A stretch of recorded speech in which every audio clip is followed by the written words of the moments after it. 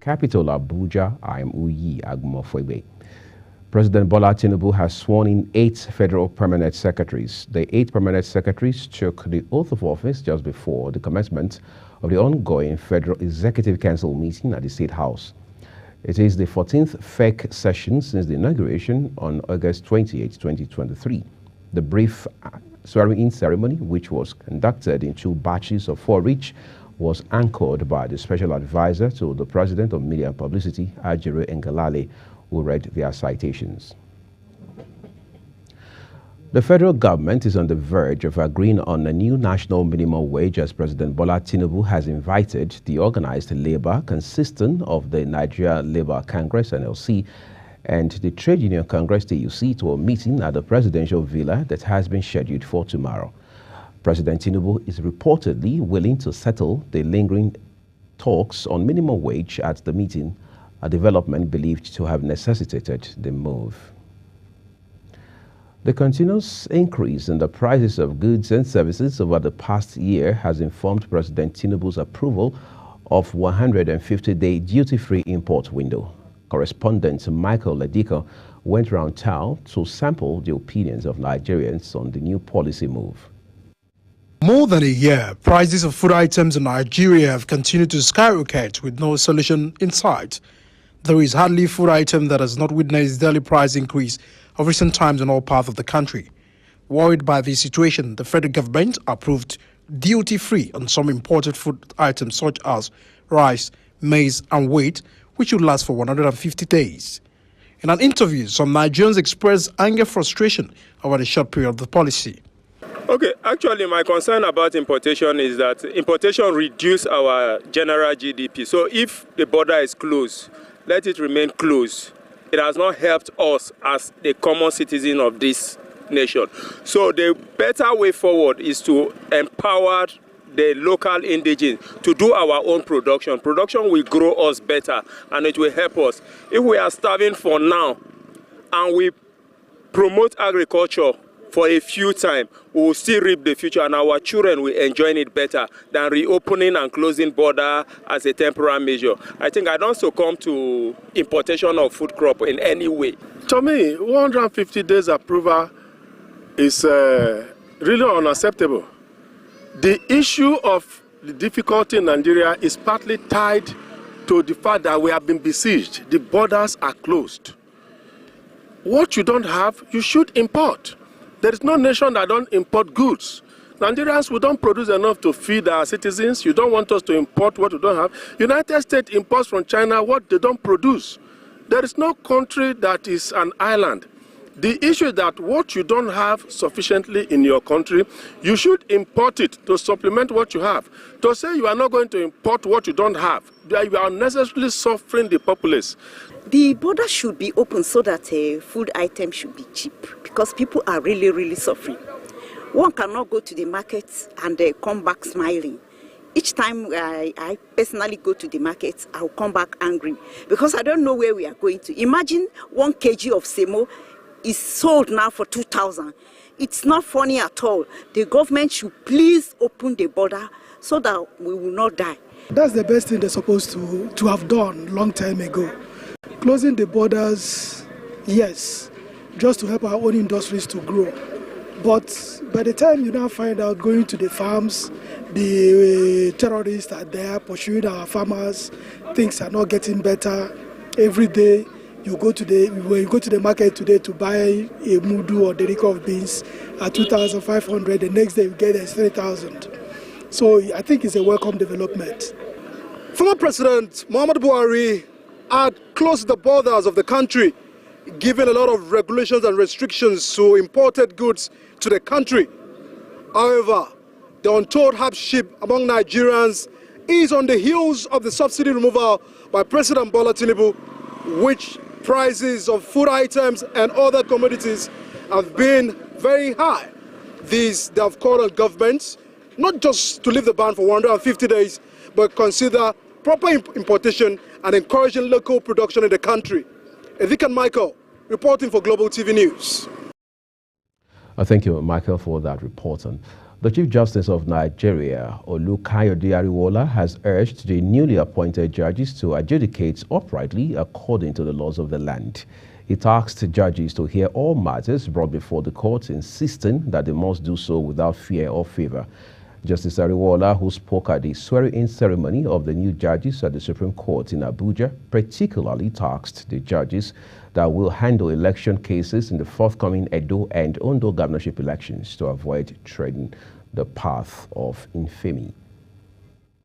Minister of State for Youth Development, Ayodele Olawande, has assured Nigerian youth that the administration of President Bola Tinubu is working to provide the enabling environment for young Nigerians to excel in their chosen vocations. The minister gave the assurance in Edo State at a youth empowerment program where he assured them of President Tinubu's commitment to support the actualization of their dreams, stating that his appointment is enough testament to the renewed hope the president had promised.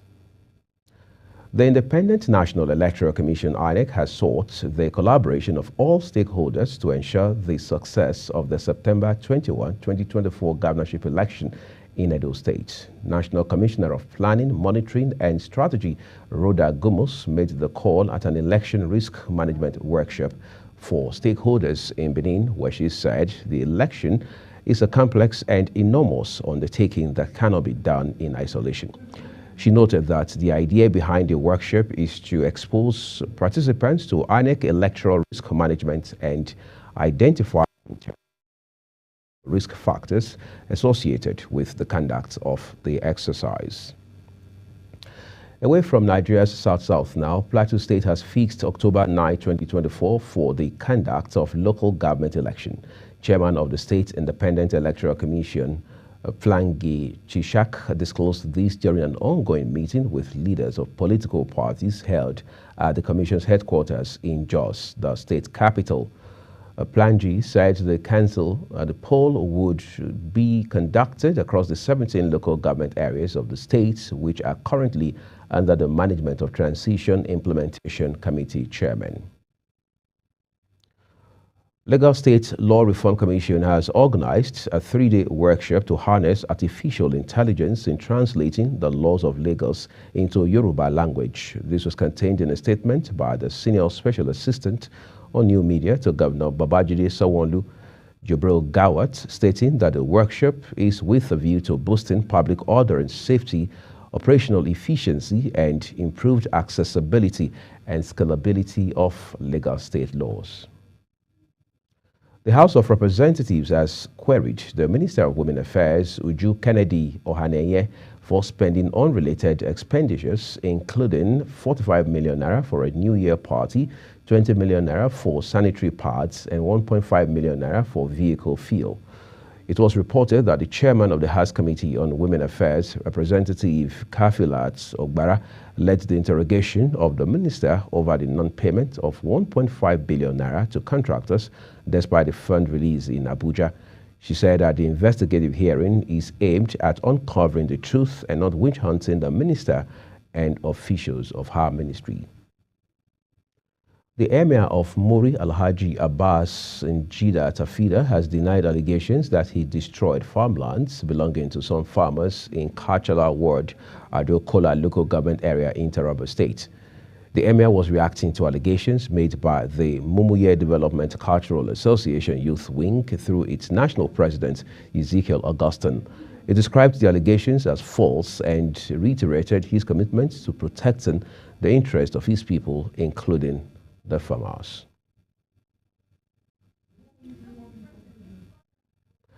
Former aides of ex-Kaduna State Governor Nasir El-Rufai said the current governor of the state, Uba Sani's administration, has been drawing from the various foreign loans facilitated by the immediate past government in the state. The ex-officials also dismissed accusations that the El-Rufai government had drawn down the loans before it exited office in May 2023, describing the allegation by the Kaduna State House of Assembly that the former governor mismanaged 423 billion naira state funds as unfair and irresponsible. Ad hoc committee set up by the Kaduna State House of Assembly to investigate all finances, loans, and contracts awarded under the immediate past governor, had indicted El-Rufai and some of his appointees of siphoning over 400 billion naira state funds. The Senior Staff Association of Nigerian Universities and the Non-Academic Staff Union of Universities, as well as allied institutions of the University of Abuja, have commenced a protest over the failure of the government to release the 4-month salaries of the university workers during the period they embarked on strike in 2022. Addressing the press at the start of the protest, the chapter president, Nuruddin Yusuf, described the action of the government as provoking. The federal government had withheld salaries of both academic and non-academic staff in Nigerian universities for taking part in an industrial action that grounded the universities for 8 months 2 years ago. The Nigerian Meteorological Agency, NIMET, has initiated a training program on automatic weather station configuration and climate data tools to enhance the data quality and availability. The training, which commenced at NIMET headquarters, is part of the agency's efforts to modernize its weather and climate application tools. You're watching News Cycle, coming to you live from Nigeria's capital, Abuja. We're on Star Times, channel 276. Kindly follow us across all social media platforms using our Global TV NG and other handles, as you now see on your screen. When the news returns, Nigeria National Petroleum Company Limited seeks new oil-backed loan to boost finances. We'll bring you those details and more right after this break. Please do stay with us.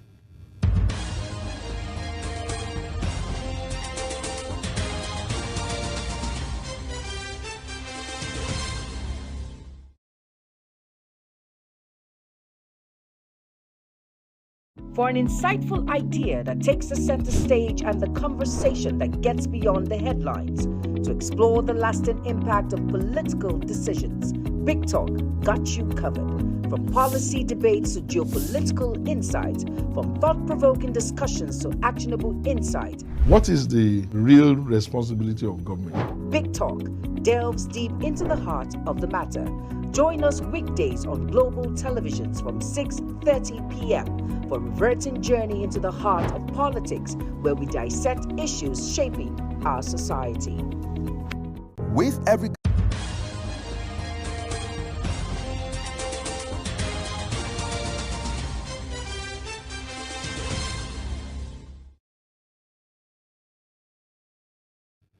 This is Global Television, bringing you live broadcast of News Cycle with Uyi Agumofegwe. We appreciate your time with us.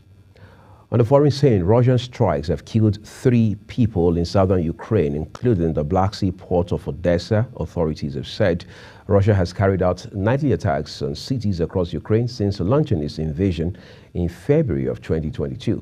It was unclear whether the deaths were caused by direct hits or falling debris from destroyed missiles.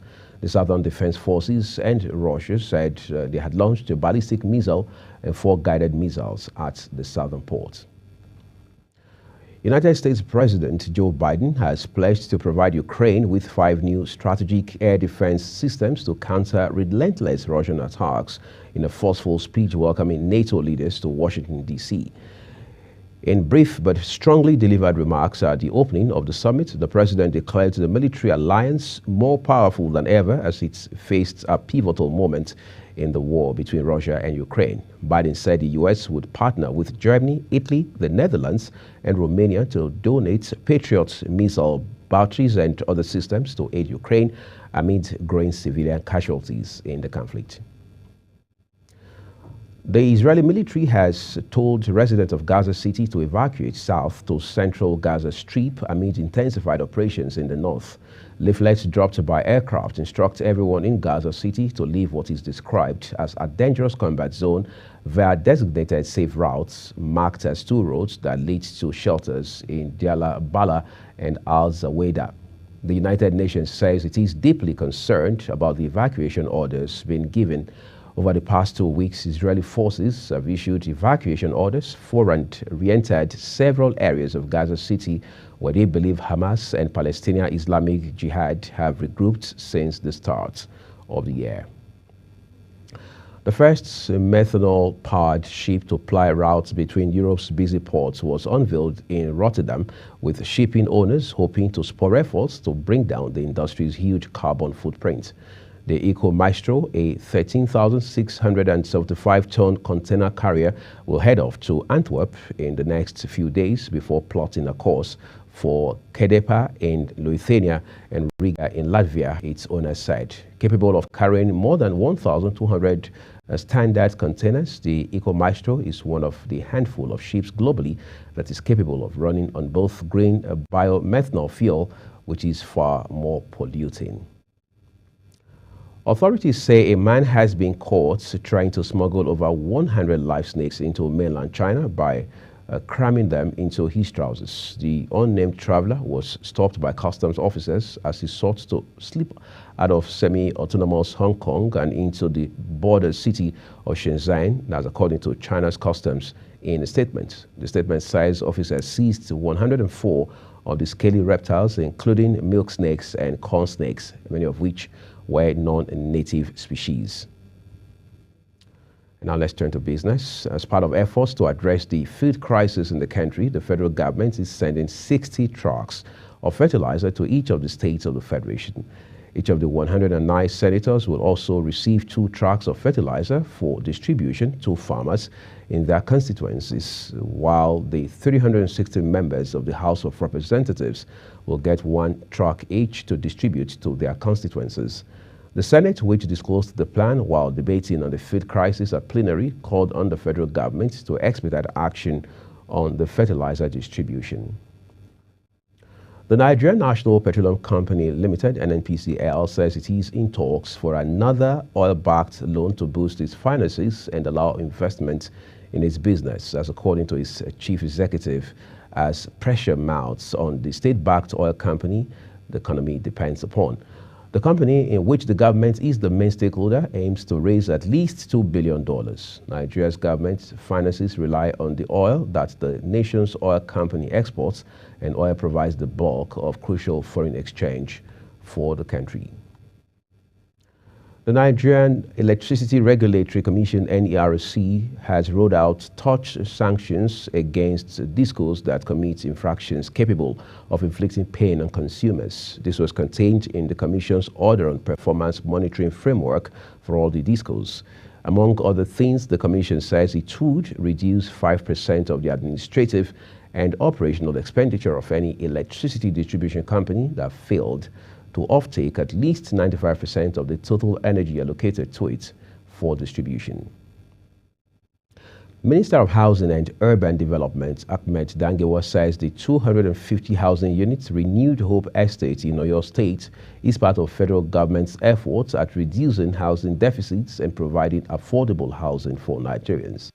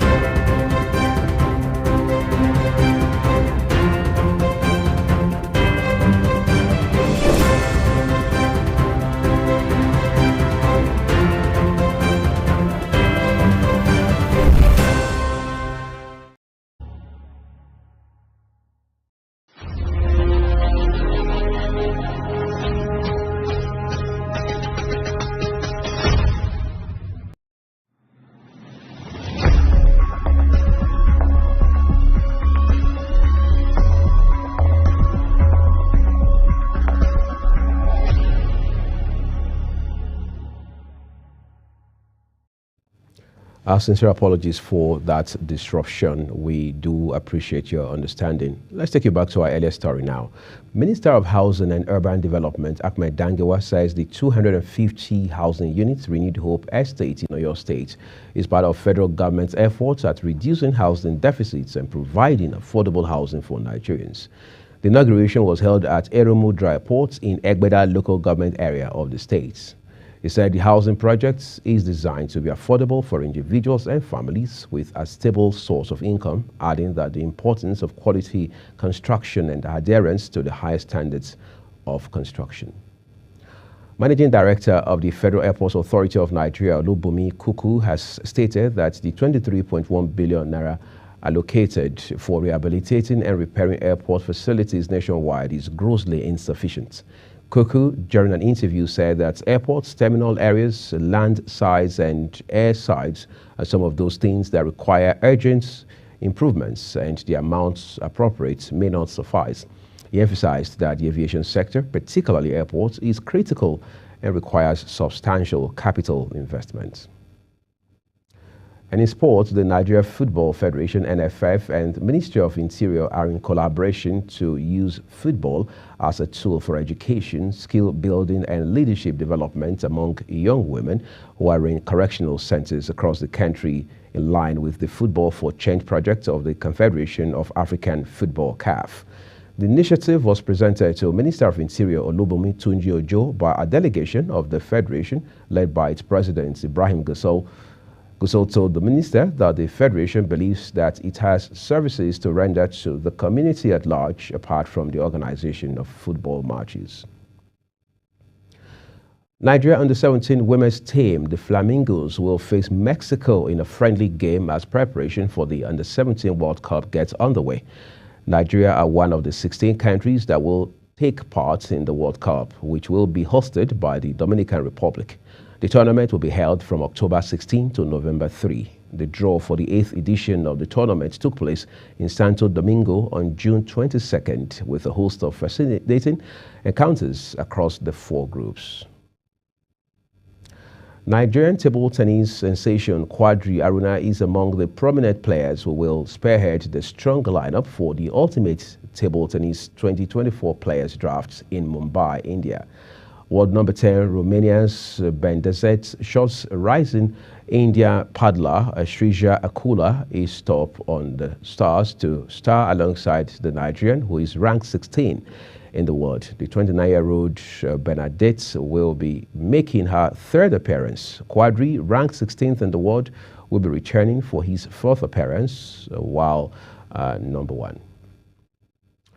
And that's it on News Cycle, and it came to you live from Nigeria's capital, Abuja. We're on Star Times, channel 276. Kindly follow us across all social media platforms using our Global TVNG and other handles now showing on your screen. Thank you so much for watching. At top of the hour, we'll bring you Big Talk. Do stay with Global Television.